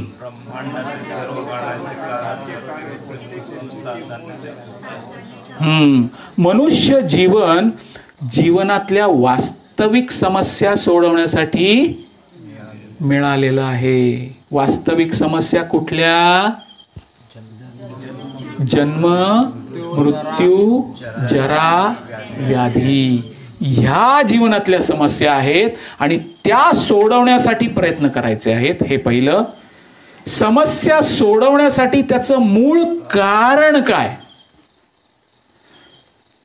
जो खरा डॉक्टर असतो ना, जो खरा डॉक्टर असतो तो काय करतो माहितीये का? पेशंट आल्यानंतर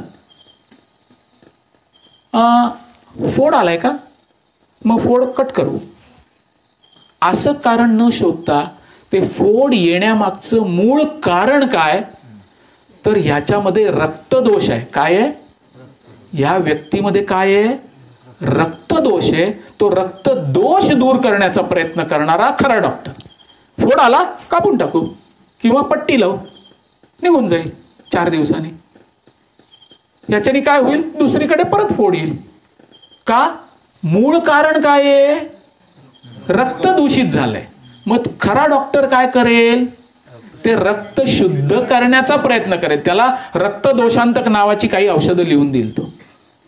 मग या समस्या ज्या जीवनात आहेत त्याचं मूळ कारण शोधलं पाहिजे. काय या समस्या जीवनात आहेत माझ्या, हे जाणलं पाहिजे आपण, तर त्या समस्या थांबणार आहेत. अशा थांबणार आहेत का? पांढरे होणारे केस काळा रंग लावून किती काळ थांबणार आहेत? पांढरे झालेच का? म्हणजे मी म्हातारा का होतोय, मला मृत्यू का येतोय, वारंवार जन्माला का घातलं जातंय, आणि माझी इच्छा नसताना सुद्धा मला आजारपण काय येतंय, याचं मूळ कारण शोधण्याचा प्रयत्न केला पाहिजे. आणि मूळ कारण शोधलं तर हा झाला स्वतःच्या शरीराबद्दलचा प्रयत्न. पण संपूर्ण विश्वामध्ये हेच दुःख भरून आहे की, आजारी मी एकटाच पडतोय का, शेजारी पण पडतोच आहे ना. मग सगळ्यांनी मिळून ह्या कारणाचं मूळ कारण शोधलं पाहिजे. ह्याला म्हणतात भगवंतांना जाणण्याची आवश्यकता काय आहे. पुढे जाऊ. भगवंतांच्या अस्तित्वाचं प्रमाण काय, कशावरनं भगवंत अस्तित्वात आहेत. मी जर तुम्हाला विचारलं, छाती ठोकपणे सांगा की भगवंत आहेत, किती जण 100% कॉन्फिडन्सनी सांगू शकतील की भगवंत आहेत, आणि किती जण सांगू शकतील भगवंत नाही आहेत? कोणामध्ये कॉन्फिडन्स आहे सांगा? आहे? कशावरनं? काय प्रमाण आहे? काय प्रमाण आहे? काय प्रमाण आहे? म्हणजेच या खाली गोष्टी दिल्या आहेत बघा. पहिली ओळ वाचा. निसर्गाच्या प्रत्येक आवश्यकतेमागे पुरवठा आहे. तहान, भूक, वस्त्र आणि निवारा. या माणसाच्या गरजा आहेत का नाही? तहान लागते का नाही आपल्याला? मग तहान लागल्यानंतर आपण काय करतो? मधाच्या पोळ्या खाली जाऊन असं कधी पोळ्यातनं थेंब पडेल मधाचा आणि तो पिन, असं करतो का? किंवा चला मोसंब लागले, चला काढून पिळून रस पिऊ, असं करतो का? तहान लागल्यावर सिम्पलेस्ट उपाय काय करतो आपण? पाणी पितो ना. सिंपल उपाय आहे ना, सर्वत्र उपलब्ध आहे ना. मग भगवंतानी याची अरेंजमेंट करून ठेवलेली आहे. तुम्हाला तहान लागली ना, पाणी पी, बरोबर आहे. भूक लागल्यावर मी मुद्दामून तो आवडीचा पदार्थ दाखवलाय तिथे, सगळ्यांच्या आवडीचा पदार्थ. नाही म्हणजे सगळ्यांच्या आवडीचा, म्हणजे भूक लागली तर त्याचं काहीतरी गोष्ट उपलब्ध आहे ना आपल्यासाठी, आपण भूक भागवू शकतोय ना ती. मग त्याचबरोबर वस्त्र पाहिजे. मग कोणी टी शर्ट घालेल, कोणी कुर्ता घालेल, कोणी धोतर घालेल, कोणी साडी नेसेल, कोणी सूट बूट घालेल, पण शेवटी सगळी काय आहेत? वस्त्रच आहेत. म्हणजे आपल्या आवश्यकतेमागे एक पुरवठा आपल्याला उपलब्ध आहे का नाही? त्याचप्रमाणे निवारा. आपल्याला घर उपलब्ध आहे, झोपडी उपलब्ध आहे, बंगला उपलब्ध आहे, इमारत उपलब्ध आहे, सोसायटी उपलब्ध आहे. आपल्या गरजेनुसार सगळ्या गोष्टी आपल्याला पुरवल्या जात आहेत. त्याच पद्धतीने प्रत्येक निर्मितीच्या मागे एक निर्माता हा असतोच. कुठल्याही गोष्टीच्या निर्मिती मागे निर्माता हा असतोच. गुलाबाचं फूल असंच आलं का? मी काल उसाची दांडकी रोवली जमिनीमध्ये, त्याला गुलाबाचं फूल येईल का? नाही. निसर्गाचे नियम ठरलेले. मग गुलाबाचं फूल तुम्ही तुमच्या किचन मध्ये, किंवा तुम्ही तुमच्या प्रयोगशाळेमध्ये, किंवा तुमच्या इंडस्ट्रीमध्ये, किंवा तुमच्या हॉस्पिटलमध्ये तुम्ही तयार करू शकता का? बघा, विचार करून बघा ना. बघा, अजून थोडं डोकं खाजून बघा. तुमच्या किचनमध्ये गुलाबाचं फूल निर्माण करू शकता का? स्वयंपाकघरात, तुमच्या प्रयोगशाळेत निर्माण करू शकता का? नाही ना, नाही करू शकत ना. साधी निर्मिती आहे. काय आहे? एकदम साधी. पावसाळा आला गुलाबाची फांदी तोडा, ती रोवा, ती वाढायला लागते. प्रत्येक निर्मिती मागे निर्माता असतो. काय आहे? निर्मात्याशिवाय कुठली गोष्ट निर्माण होते का? हा, तुम्ही जोंधळा किंवा ज्वारी अशी आणून ठेवली किचन टेबलवर, आता ह्याची भाकरी बनली पाहिजे, बनेल का? ती घेऊन निवडावी लागेल, गिरणीत न्यावी लागेल, दळून आणावी लागेल, थापावी लागेल, शेकावी लागेल, तूप लावायला लागेल, मग भाकरी बनेल ना. मग कोणतरी निर्माता आहे का नाही? अशीच निर्माण झाली का? काय आपलं काय म्हणणं आहे? अशीच निर्माण होते का कुठली गोष्ट? प्रत्येक गोष्टीच्या निर्मिती मागे निर्माता असतो. गुलाबाचं फूल दाखवलंय, बाजूला काय दाखवलंय? कोकिळ नाही, काय तो बुलबुल. हा, कसं काय बाबा हा बुलबुल? बरोबर याच ठिकाणी लाल रंग, डोक्यावर तुरा, टोकदार चोच, आणि काय आवाज काढतो बुलबुल. किती सुंदर आवाज आहे. करून बघा, काढून बघा, कोण काढेल आपला आवाज? हा, एखादा सवयीने काढून सुद्धा शकेल, पण त्याला बरोबर ठिकाणी लाल असेल का? असं तसा डोक्यावर तुरा असेल का? मोराचं पीस बघितलंय? काय सुंदर कलाकृती आहे. करू शकू का आपण आपल्या प्रयोगशाळेत, आपल्या किचनमध्ये, आपल्या हॉस्पिटलमध्ये किंवा कुठे आपण निर्मिती करू शकू अशी? नाही करू शकणार. हत्तीला दिवसभरातनं 3 क्विंटल खायला लागतं. किती? 300 किलो. तुम्ही पुरवता का तुम्ही? पण जगतात ना मस्त एकदम हत्ती. कोण पुरवतं? हा, तर ह्याचं हे प्रमाण आहे.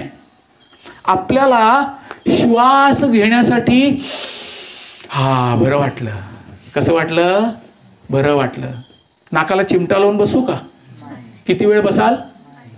मग नाक उघडल्या ऑक्सिजन मिळतोय ना, आधीपासून अस्तित्वात आहे ना. तुम्ही जन्माला यायच्या आधीपासून अस्तित्वात आहे ना. मग मला एका गोष्टीचं उत्तर पाहिजे तुमच्याकडनं. विचार करून उत्तर द्या. आपण जन्माला आलेलो सुद्धा नसतो, पण आपल्या अन्नाची व्यवस्था करून ठेवली गेलेली असते. हा, किती जणांना मान्य आहे हे? किती जणांना? फक्त या दोघांचं उत्तर आलं. 3, 4. आपण जन्माला आलेलो सुद्धा नसतो, पण आपल्या अन्नाची व्यवस्था झालेली असते. हा, कशी? त्याच काळामध्ये मातेच्या स्तनामध्ये दूध निर्माण होतं, इतर काळामध्ये नाही होत.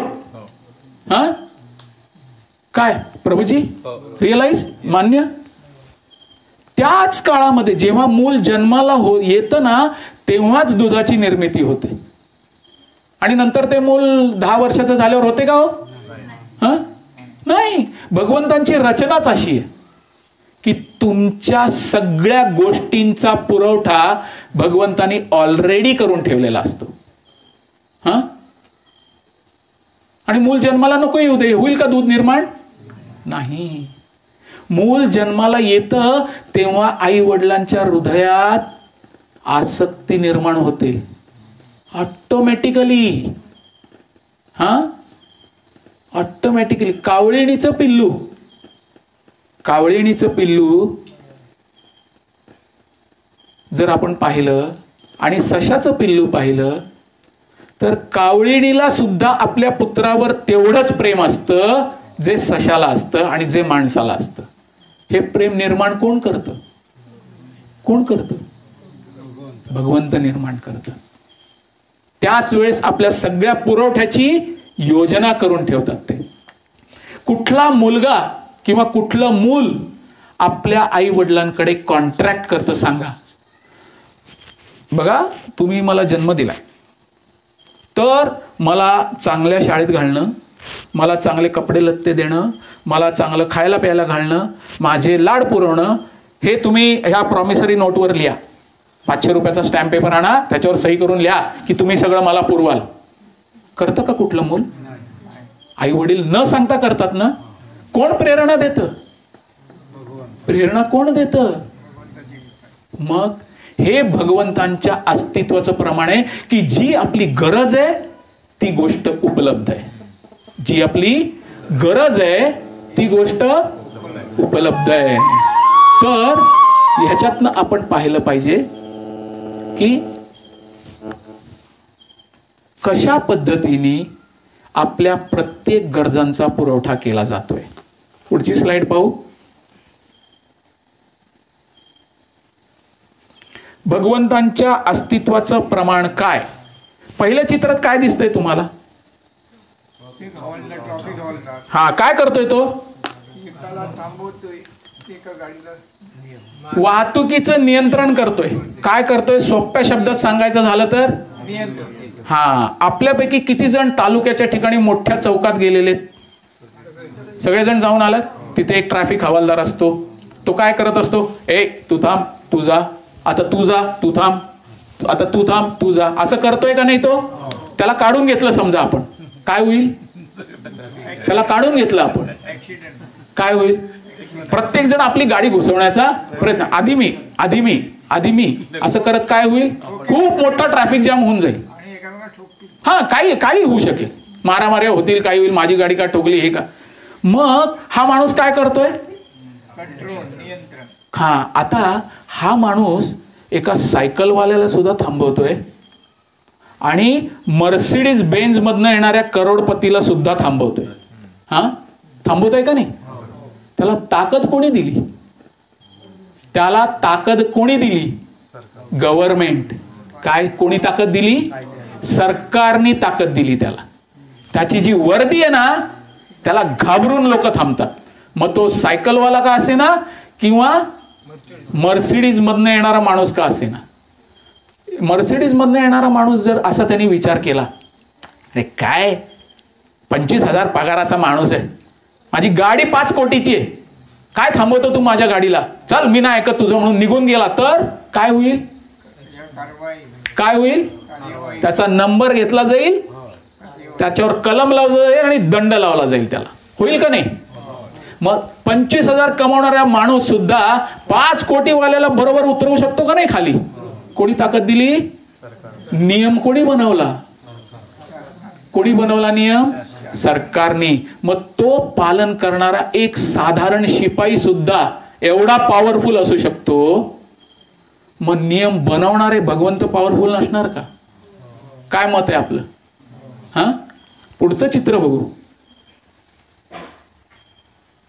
काय दिसतंय आपल्याला ह्या चित्रात? हा, अख्खं ग्रहमंडळ दिसतंय का नाही आपल्याला? हा, अख्खं ग्रहमंडळ दिसतंय का? भूगोल किती जणांनी शिकलाय शाळेत? सगळ्यांनी शिकलाय. प्रत्येक ग्रह त्याच्या कक्षेत भ्रमण करतोय, बरोबर? आपली जी ठराविक कक्षा दिली आहे त्याचं भ्रमण करतोय का नाही? तिथे ट्रॅफिक जाम आहे का? तिथे हवालदार उभा आहे का? मग कसं बरोबर चाललंय? मग बरोबर कसं चाललंय? कोण आहे ती शक्ती? हा, आजपर्यंत मला सांगा, तुमची इच्छा झाली की तुम्ही कामावर सांगता, आज मी कॅज्युअल लीव्ह घेतो, बरं नाही वाटत.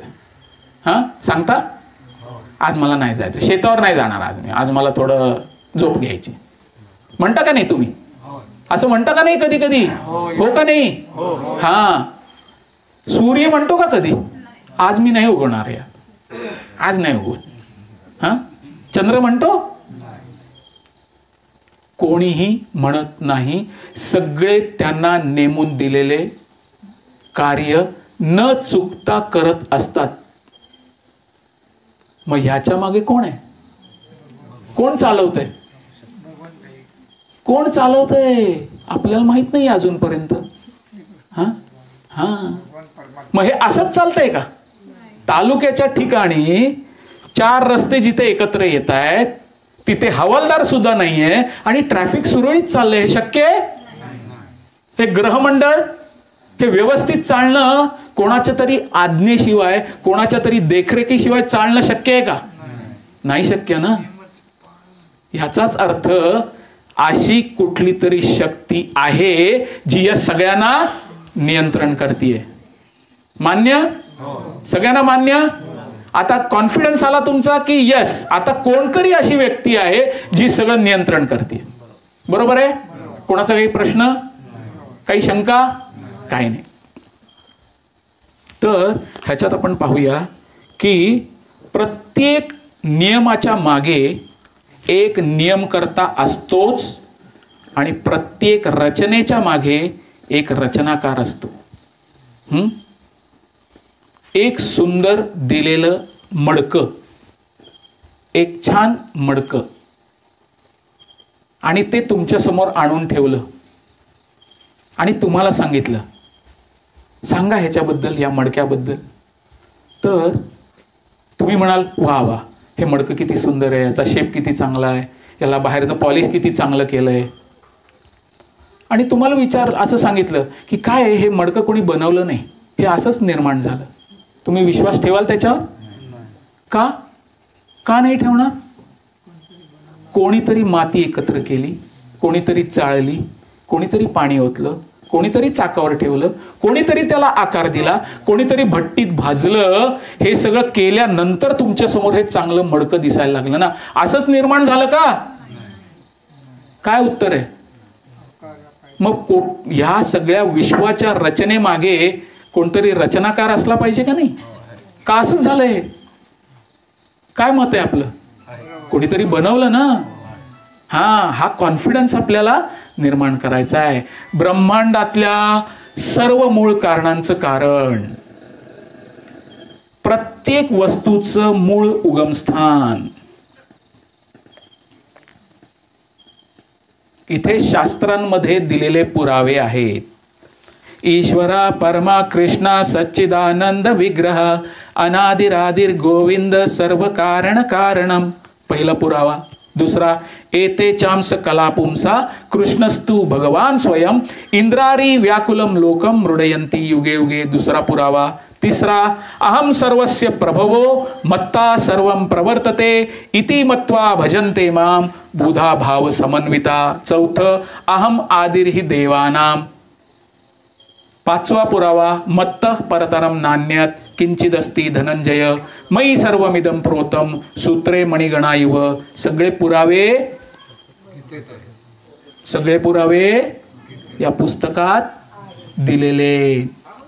या पुराव्यावरनं आपण समजू शकतो सर्व कारणांचं कारण कोण रचनाकार आहे. भगवान शब्दाची व्याख्या, भगवान शब्दाची व्याख्या पराशर मुनींनी केलेली आहे. त्याच्यात ते सांगतात, ऐश्वर्यस्य समग्रस्य वीर्यस्य यशश्रिया ज्ञान वैराग्यच इव षण्णाम भग इति गुण. म्हणजे काय? ऐकायला चांगलं वाटलं, 4 संस्कृत शब्द कानावर पडले. बरं, कधी थांबायचंय तुम्ही मला सांगणार? थांबूया इथे, थांबूया उद्या इथनं सुरू करूया? नाही, सगळ्यांचा विचार आपल्याला घेतला पाहिजे. माताजी लोक पण आहेत, त्यांना घरी जाऊन काही घरातली कार्य करायची असतील. प्रभूजी लोक आहेत, त्यांना लांब जायचं असेल. इथे थांबूया का आपण? काय मत आहे तुमचं? उद्या इथनं सुरू करूया. बरं.